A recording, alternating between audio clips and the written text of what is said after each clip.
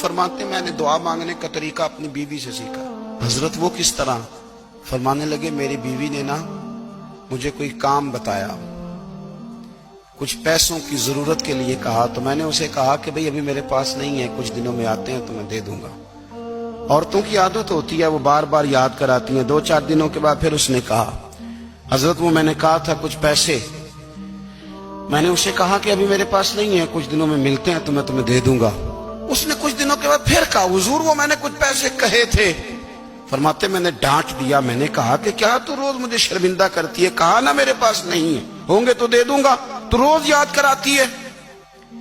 فرماتے اس نے پہلے تو میری ڈانٹ کو سہا، پھر میرے سخت جملوں نے اس کی آنکھوں میں آنسو پیدا کر دیے، پھر اس نے اپنے آنچل میں اپنے اس دکھ کو سمیٹا، اور پھر اس نے ایک جملہ کہا تو میں رو پڑا، اور مجھے اپنے رب سے مانگنے کا طریقہ آ گیا۔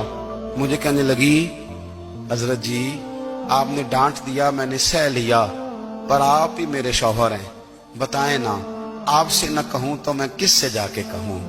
فرماتے ہیں میں رو پڑا، اور میں کھل کے رویا، اور میں تڑپ کے رویا، اور پھر میری سسکیاں بند گئیں۔ تو مجھے کہنے لگی آپ کو کیا ہوا؟ میں نے کہا مجھے بھی دعا مانگنی آ گئی ہے۔ جب میں اسے کہوں گا نا اللہ تو ہی میرا رب ہے، میں تجھ سے نہ کہوں تو میں کس سے جا کے کہوں؟ میں کیوں کسی بندے سے سوال کروں؟ میں کیوں کسی دنیا دار سے کہوں؟ میں تیرے بندوں کا، نیک بندوں کا وسیلہ لے کے، تیرے محبوب کی غلامی لے کے تیری بارگاہ میں آیا، تجھ سے نہ مانگوں تو کس سے مانگوں؟ سمجھ آ گئی ہے؟ جب میں اس رنگ میں مانگوں گا تو پھر رب میرے اوپر بڑا ہی فضل فرمائے گا۔